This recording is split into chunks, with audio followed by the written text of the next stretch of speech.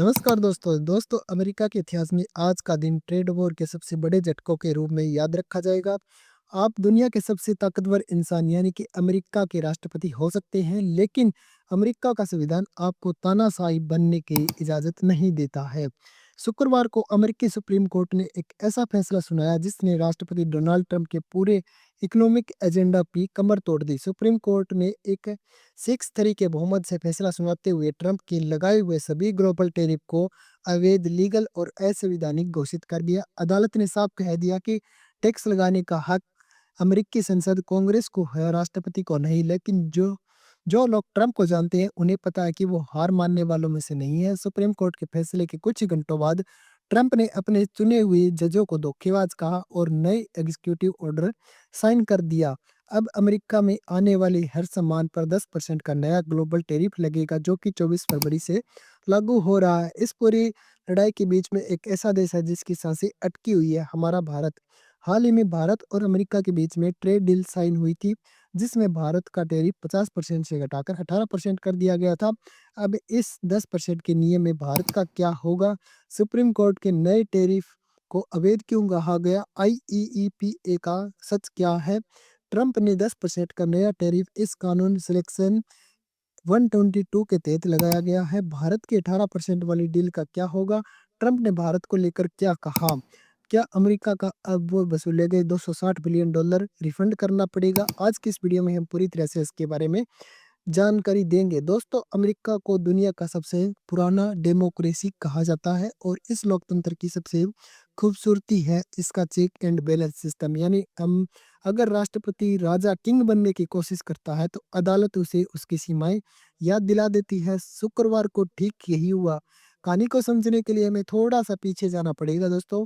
जब Donald Trump ने अपना दूसरा कार्यकाल सेकेंड टर्म शुरू किया तो उन्होंने सबसे बड़ा चुनावी वादा पूरा किया, यानी कि ट्रेड वॉर। उन्होंने दुनिया भर के देशों से आने वाले सामान पर 25% टैरिफ एडिशनल के रूप में, कुछ मामलों में उससे भी ज्यादा ग्लोबल टैरिफ थोप दिए थे। उन्होंने इसका नाम दिया गया था लिबरेशन डे टैरिफ, यानी कि मुक्ति दिवस टैरिफ। लेकिन ट्रंप ने यह टैक्स लगाया कैसे? यहीं से शुरू होता है असली कानूनी खेल। अमेरिका के संविधान में आर्टिकल 1 सेक्शन 8 के तहत टैक्स यह टैरिफ लगाने का पूरा अधिकार सिर्फ और सिर्फ अमेरिकी संसद, कांग्रेस के पास है। राष्ट्रपति अपनी मर्जी से किसी पर टैक्स नहीं लगा सकता है। तो ट्रंप ने क्या किया? उन्होंने एक लूप पोल का इस्तेमाल किया।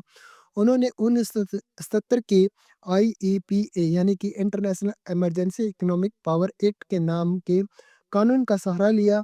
यह कानून राष्ट्रपति को यह शक्ति देता है कि अगर देश में कोई बड़ी विदेशी खतरा हो या नेशनल इमरजेंसी, तो विदेशी संपत्ति को फ्रीज किया जा सकता है या आर्थिक प्रतिबंध लगाया जा सकता है। ट्रंप ने कहा कि अमेरिका का जो ट्रेड डेफिसिट यानी कि व्यापार घाटा है और मेक्सिको बॉर्डर से जो फेंटिनल का एक खतरा ड्रग्स आ रहा है, वो राष्ट्रीय आपातकाल नेशनल इमरजेंसी है। इसी आपातकाल का बहाना देकर उन्होंने पूरी दुनिया पर टैरिफ लगा दिया था। लेकिन अमेरिका के व्यापारी और इंपोर्टर्स ने इस बात से भड़क गए।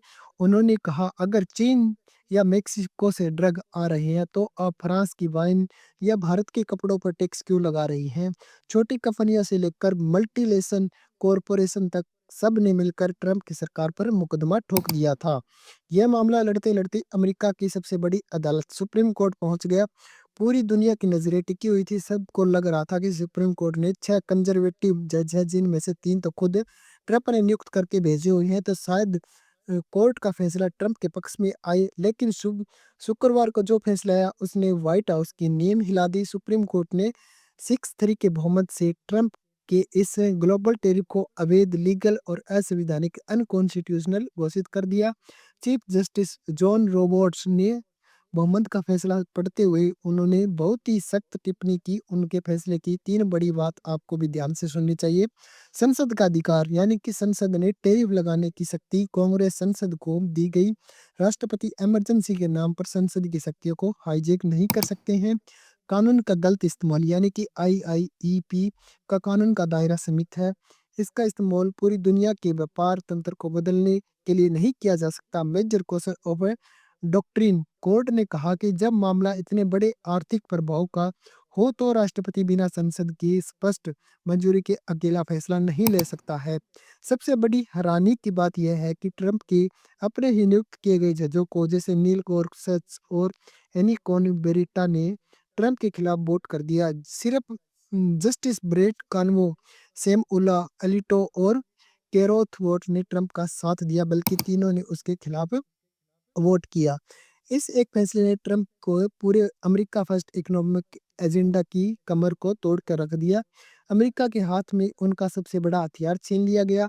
अदालत ने साफ कर दिया कि चाहे आपकी नीति देश को बचाने की हो, लेकिन आप कानून तोड़कर देश को बदल नहीं सकते हैं। लेकिन दोस्तों, आपको क्या लगता है, क्या डोनाल्ड ट्रंप इतनी आसानी से हार मान लेंगे? सुप्रीम कोर्ट का थोड़ा गिरने के कुछ ही घंटों बाद ट्रंप ने अपने गुस्से को एक कानूनी दाव में बदल दिया। उन्होंने एक ऐसा कानून ढूंढ निकाला जिसने सुप्रीम कोर्ट के जजों को भी चमका दिया है। दोस्तों, राजनीति में कहा जाता है कि घायल शेर सबसे ज्यादा खतरनाक होता है। सुप्रीम कोर्ट का फैसला आते ही वाशिंगटन के राजनीतिक गलियारे में भूकंप आ गया। ट्रंप के विरोधियों ने जश्न मनाना शुरू कर दिया। उन्हें लगा था कि ट्रेड वॉर अब खत्म हो चुका है, लेकिन वो भूल गए थे कि डोनाल्ड ट्रंप आम राजनेताओं की तरह काम नहीं करते हैं। फैसला आने के कुछ ही घंटों के अंदर ट्रंप मीडिया के सामने आए। उनका गुस्सा सातवें आसमान पर था। उन्हें सुप्रीम कोर्ट के जजों को वो बात कही जो अमेरिका के इतिहास में शायद ही किसी पद पर बैठे राष्ट्रपति ने उन्हें कहा होगा। I am assumed of just appointed, यानी कि मुझे अपने ही नियुक्त किए गए जजों पर शर्म आती है। उन्होंने जज को घिनौना, वॉशिंगटन के एलिट सिस्टम को पालतू कुत्ता तक कह दिया। ट्रंप का सबसे ज्यादा मिर्ची इस बात से लगी थी कि जिन तीन जजों को उन्होंने खुद सुप्रीम कोर्ट में बिठाया था, उन्होंने दो ने उसके खिलाफ वोट कर दिया था। ट्रंप ने साफ कर दिया कि इस फैसले को अपनी हार में नहीं मानेंगे। उन्होंने कहा, कोर्ट ने मेरा एक रास्ता बंद किया है तो मैं दूसरा रास्ता खोल लूंगा। और सुप्रीम कोर्ट के फैसले की साई सुखी नहीं थी कि ट्रंप ने ओवल ऑफिसल में एक नया एग्जीक्यूटिव ऑर्डर साइन कर दिया। उन्होंने पूरी दुनिया को चौंकाते हुए ऐलान किया कि 24 फरवरी 2026 की रात 12 बजे से अमेरिका की सीमा में घुसने वाले हर विदेशी सामान पर 10% का नया एग्जीक्यूटिव, यानी कि नया एडिशनल टैक्स लगाया जाएगा। जी हाँ दोस्तों, चाहे वो चीन का आईफोन हो, चाहे जर्मनी की कार हो या भारत की दवाइयाँ, सब पर सीधे 10% का एडिशनल टैक्स लगाया जाएगा। अब आप सोच रहे होंगे, अरे भाई, अभी तो सुप्रीम कोर्ट ने कहा था कि राष्ट्रपति बिना संसद के टैक्स नहीं लगा सकता, तो ट्रंप ये नया टैक्स कैसे लगा देगा? क्या वो कानून के ऊपर है? यही तो ट्रंप के वकीलों की ने खेला खेल दिया। सबसे बड़ी कानूनी दाव यहीं से तो खेला है उन्होंने। इस बार ट्रंप ने सुप्रीम कोर्ट को चमकाने देने के लिए नया पुराना IEEPA कानून का इस्तेमाल नहीं किया। उन्होंने कोर्ट ने खारिज किया था कि इस उन बार उन्होंने अपनी जेब में एक नया ब्रह्मास्त्र निकाला। ट्रेड एक्ट ऑफ 1974 सेक्शन 122, यानी कि यह कानून कहता है कि अगर अमेरिका का व्यापार बैलेंस और पेमेंट डेफिसिट ज़्यादा बढ़ जाता है और अमेरिका की अर्थव्यवस्था को खतरा आ जाए, तो राष्ट्रपति की संसद से पूछे बिना राष्ट्रपति खुद इमरजेंसी के तौर पर 150 डेज के लिए अधिकतम 15% टैरिफ का ग्लोबल टैरिफ लगा सकता है। ट्रंप ने इसी कानून को ढाल बनाया और 15% की लिमिट के अंदर रहते हुए 10% का टैरिफ लगा दिया। चूंकि यह कानून संसद ने ही 1974 में बनाया गया था, इसलिए सुप्रीम कोर्ट ने इस पर पूरी तरह से रोक नहीं लगा सकता। यह पूरी तरह से लीगल है। लेकिन दोस्तों, इस दाव में एक बहुत बड़ा केच है, यानी कि केच यह है कि कानून एक कामचलाऊ साधन है, यह परमानेंट नहीं है। सेक्शन 122 के तहत नया 10% ट्रिप सिर्फ 150 डेज के लिए चल सकता है, यानी कि 14 फरवरी से शुरू होकर लगभग जुलाई 2026 के अंत तक ये खत्म हो जाएगा। उसके बाद क्या होगा? उसके बाद 150 डेज पूरे होने के बाद ट्रंप को इस 10% टैरिफ को आगे बढ़ाने के लिए अमेरिकी संसद के पास जाना पड़ेगा और वहां से उन्होंने ये कानूनी पास करवाना होगा। यानी ट्रंप ने सुप्रीम कोर्ट को हारना नहीं है, उन्होंने बस 5 महीने का समय खरीद लिया है। अब पूरी दुनिया की इकोनॉमिक 150 डेज की टाइम बॉम्ब पर बैठी है। लेकिन इन सब के बीच में भारत का क्या होगा? क्या ट्रंप के इस 10% टैरिफ में हमारी एक्सपोर्टर्स इंडस्ट्री बर्बाद हो जाएगी, या हाल ही में हुई 18% वाली डील ने भारत को बचा लेगी? दोस्तों, जब दो हाथी लड़ते हैं तो सबसे ज्यादा नुकसान किसको होता है? घास को। अमेरिका की इस अंदरूनी लड़ाई राष्ट्रपति बनाम सुप्रीम कोर्ट ने पूरी दुनिया के शेयर बाजार को डरा कर रख दिया है। लेकिन हमारे लिए सबसे बड़ा सवाल ये है कि इस मुद्दे ड्रामे का भारत पर क्या असर होगा? क्या भारत के एक्सपोर्टर बर्बाद हो जाएंगे या हमें इस संकट को एक अवसर के रूप में बदल सकते हैं? इसे समझने के लिए हमें थोड़ा सा पीछे जाना पड़ेगा। ट्रंप के सत्ता में आने के बाद अमेरिका ने दुनिया भर के देशों पर टैरिफ थोप दिए थे। भारत पर भी 50% का टैरिफ भरकम लगा दिया था। ट्रंप को शिकायत थी कि भारत अमेरिकी कंपनी जैसे हार्ले डेविडसन पर बहुत ज़्यादा टैक्स लगाता है और भारत रूस से सस्ता तेल खरीदने का फायदा उठाता है। लेकिन इसी महीने यानी कि फरवरी 2026 की शुरुआत में कूटनीतिक डिप्लोमेसी ने खुद अपना जादू दिखाया। भारत के वाणिज्य मंत्री और अमेरिकी अधिकारियों के बीच में हफ्तों की माथापच्ची के बाद एक अंतरिम व्यापार समझौता साइन हुआ। इस डील के तहत यह हुआ कि अमेरिका भारत के एक्सपोर्टर पर 50% से घटाकर 18% कर देगा। इसके बाद में भारत कुछ अमेरिकी सामान जैसे कृषि उत्पाद या हाईजेक मशीनरी इंपोर्टर से ड्यूटी घटाकर 0% कर देगा।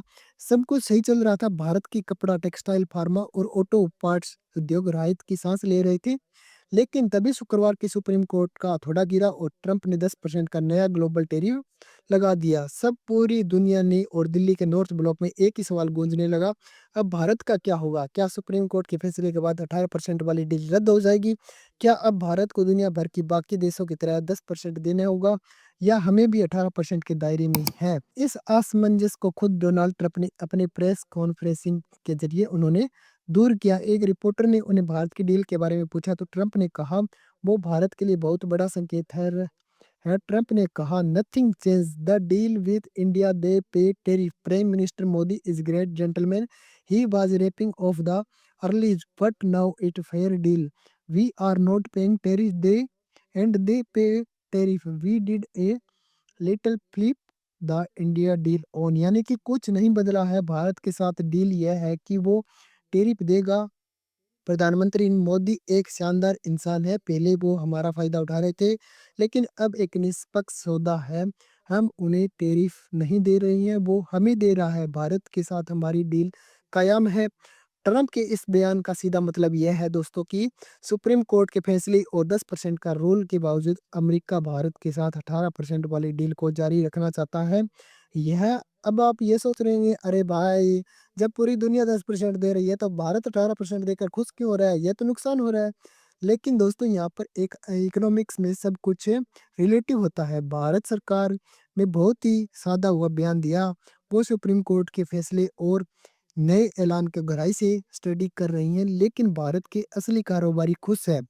क्यों? क्योंकि CITA यानी कि conference of India textile industry के अनुसार ये 18% वाली डील हमारे लिए एक सुरक्षा का कवच है। जरा सोचिए, ट्रंप चीन पर 1860 से 100% टैरिफ लगाने की जिद पर अड़ा है। सुप्रीम कोर्ट के बाद भी वो चीन के लिए अलग से नेशनल सिक्योरिटी का बहाना ढूंढ लेंगे। वियतनाम और बांग्लादेश, इन पर भी अमेरिका का रवैया सख्त है। उन्हें कोई विशेष डील नहीं मिली है। जब चीन और वियतनाम का सामान अमेरिका में बहुत महंगा हो जाएगा तो भारत का सामान 18% के बावजूद भी बहुत सस्ता होगा, कॉम्पिटिटिव सस्ता होगा। यही है कूटनीति की असली जीत। ट्रंप को लगा कि उन्हें 18% का वसूल लिया है और भारत को पता है कि उन्हें चीन का मार्केट छीन लिया है। कुल मिलाकर ट्रंप के इस ट्रेड वॉर की आंधी में भारत एक सुरक्षित सेफ हाउस के अंदर बैठा है। पीएम मोदी और एस जयशंकर विदेश नीति में सुनिश्चित किया है कि भारत अमेरिका का वो दुश्मन नहीं बल्कि एक नेगोशिएटर, सख्त व्यापारी बन के उभरा है। लेकिन इस पूरी कहानी में एक बहुत बड़ा ट्विस्ट अभी भी बाकी है। ट्रंप ने जो पुराने टैरिफ लगाए थे, जिन्हें सुप्रीम कोर्ट ने अवैध बता दिया, उनके जरिए अमेरिका ने दुनिया की कंपनियां अरबों डॉलर वसूल रहे थे। अब जब टैक्स ही लीगल हो गया है तो क्या अमेरिका का वो पैसा रिफंड करना पड़ेगा? क्या अमेरिका का खजाना खाली हो जाएगा और 260 बिलियन डॉलर की रिफंड नाइटमेयर में ग्लोबल इकोनॉमिक का क्या भूचाल आ जाएगा? दोस्तों, सुप्रीम कोर्ट ने ट्रंप के टैरिफ को अवैध तो घोषित कर दिया है, लेकिन इस एक फैसले के अमेरिकी सरकार में के सामने एक पेरोडा बॉक्स खोल दिया जो शायद अमेरिका का दिवालियापन करने की ताकत रखता है। जरा इस पूरे मैथ को समझिए। जब ट्रंप ने दुनिया भर के लिबरेशन डे ऑफ टैरिफ लगाए तो अमेरिका के सामने बेचने वाली कंपनियां जैसे एप्पल, वेलमार्ट को यह टैक्स अमेरिकी सरकार को देना पड़ता था। अनुमान है कि पिछले कुछ समय में अमेरिकी सरकार ने इन अवैध टैरिफ के ज़रिए कंपनियों से करीब 113 बिलियन डॉलर से लेकर 260 बिलियन डॉलर यानी कि लगभग 21 लाख करोड़ रुपए वसूल लिए। अब सबको से बड़ा सवाल और ड्रामा सवाल ये है कि चूंकि सुप्रीम कोर्ट ने इन टैरिफ टैक्स को लीगल कानूनी बता दिया, गैर कानूनी बता दिया, तो क्या अमेरिकी सरकार ये अरबों डॉलर उन कंपनियों को वापस यानी कि रिफंड करना पड़ेगा? आप हैरान हो गए जानकर के। सुप्रीम कोर्ट ने इन्हें 6-3 के बहुमत वाले फैसले में एक रिफंड के मुकदमे को पूरी तरह से चुप्पी साध ली है। सुप्रीम कोर्ट ने यह नहीं बताया कि जो पैसा वसूला जा चुका है उसका क्या होगा। लेकिन ट्रंप ने नियुक्त कर किए गए जज जिन्होंने उन्हें पक्ष में वोट किए थे, उन्होंने अपनी सहमति से में बहुत बड़ी भयानक चेतावनी देते हुए कहा था कि अगर इस फैसले में के बाद अमेरिकी ट्रेजरी को या पैसा रिफंड करना पड़ा तो इनमें से अमेरिका की अर्थव्यवस्था में एक ऐसा राजकोषीय भूचाल आ जाएगा जिसे संभालना नामुमकिन है। और कंपनियां ने इंतजार नहीं किया और हजारों छोटी-छोटी इंपोर्ट्स कंपनियां ने निचली अदालत में क्लास एक्शन सूट ठोक दिया है। वो अपने पैसे ब्याज समेत वसूलने की मांग कर रही हैं। अगर अमेरिकी सरकार ने 260 बिलियन डॉलर का रिफंड देना पड़ा तो अमेरिका का बजट घाटा डेफिसिट रातों रात आसमान छू जाएगा। ट्रंप ने इस प्रेस कॉन्फ्रेंस में साफ कह दिया कि रिफंड देना असंभव है, हम ऐसा पैसा वापस नहीं करेंगे। अब यह मामला सालों तक अमेरिकी अदालत में लटकेगा और वकीलों की चांदी चांदी होगी। इस पूरे तमाशे पर दुनिया का क्या रिएक्शन रहा? अब बात करते हैं कि मतलब ग्लोबल रिएक्शन क्या रहा? पूरी दुनिया की इकोनॉमिक इस वक्त कन्फ्यूजन के दौर से गुजर रही है। चीन के सरकारी मीडिया ने इस पूरी घटना को देखते हुए बड़ी विफलता और अमेरिका की डेमोक्रेसी का मजाक कहा, लेकिन वो अंदर ही अंदर डरे हुए हैं। क्यों? क्योंकि ट्रंप के 10% का टैरिफ का नया टैरिफ तो लगा दिया गया है। कनाडा और मेक्सिको इन पड़ोसी देशों ने सुप्रीम कोर्ट के फैसले का स्वागत किया था, लेकिन जब ट्रंप ने 10% का यूनिवर्सल टैरिफ लगा दिया तो इनकी खुशी का मातम में बदल गई। मेक्सिको की करेंसी फिर से गिर गई। यूरोपियन यूरोप इस बात से खुश है कि ट्रंप की तानाशाही पर कोर्ट ने लगाम तो लगा दी, लेकिन उन्हें नहीं पता कि 150 डेज के बाद ट्रंप फिर से कोई नया तरीका निकाल लेंगे। पूरी दुनिया अब समझ चुकी है कि डोनाल्ड ट्रंप की ट्रेड पॉलिसी कोई सीधी सड़क पर नहीं है, बल्कि एक ऐसा रोल कोस्टर है जिसके ब्रेक फेल हो चुकी है। निष्कर्ष यह दोस्तों की आज से 10 से या 20 साल बाद जब जियो इकोनॉमिक्स का इतिहास लिखा जाएगा तो फरवरी 2026 के इस हफ्ते को सबसे अजीबो-गरीबो सप्ताहों में से गिना जाएगा। एक तरफ सुप्रीम कोर्ट का एक फैसला अमेरिका के लोकतंत्र, उसकी संस्था की मजबूती का सबसे बड़ा सबूत होगा। इसमें दुनिया को दिखाया जाएगा कि अमेरिका का राष्ट्रपति नहीं बन राजा नहीं बन सकता, लेकिन दूसरी तरफ ट्रंप का दुबो 10% वाला नया टैरिफ सेक्शन 122 के तहत यह भी दिखाता है कि ट्रेड वॉर अभी खत्म नहीं हुआ है, उन्होंने सिर्फ अपनी कानूनी लिबास बदला है। अब आगे क्या होगा? सबकी नज़र अब 150 डेज के बाद टाइमर पर जुलाई 2026 के अंतिम अंत पर है, जब ट्रंप का यह काम चलाऊ टैरिफ एक्सपायर हो जाएगा। तब क्या होगा? क्या अमेरिकी संसद ट्रंप के इस ट्रेड वॉर को कानूनी यानी कि अप्रूवल देगी? अमेरिका वापस फ्री ट्रेड की तरफ लौट जाएगा या दुनिया की अर्थव्यवस्था का भविष्य तय करेगा? और भारत के लिए मेरा अंतिम टेक अवे यह है कि भारत इस आर्थिक सुनामी में एक बहुत ही सुरक्षित स्थिति में है। हमारी 18% वाली अंतरिम डील मेज पर कायम है। जब पूरी दुनिया खासकर चीन अनिश्चितता और भारी भरकम टैरिफ से जूझ रही है, तब भारतीय एक्सपोर्टर को अमेरिका में एक प्रोफेशनल एक्सेस मिल रही है। यह पीएम मोदी और एस जयशंकर की कूटनीति की जीत है, जो शोर मचाकर ज्यादा रिजल्ट लाने की विश्वास रखती है। आपको क्या लगता है कि ट्रंप को अपने ही जजों को पालतू कुत्ता कहना सही था? क्या आपको क्या लगता है, क्या अमेरिका का वो 260 बिलियन डॉलर का रिफंड देना पड़ेगा? और क्या भारत का 18% वाली डील से खुश रहना चाहिए? अपनी राय कमेंट बॉक्स में ज़रूर बताएं और अगर वीडियो आपको पसंद आया हो तो लाइक ज़रूर करें और चैनल को सब्सक्राइब करना ना भूलें। जैसे ही कोई नई नई अपडेट आएगी हम आपके सामने ज़रूर वीडियो लेके आएंगे। जय हिंद, जय भारत। मिलती है एक नई वीडियो के साथ।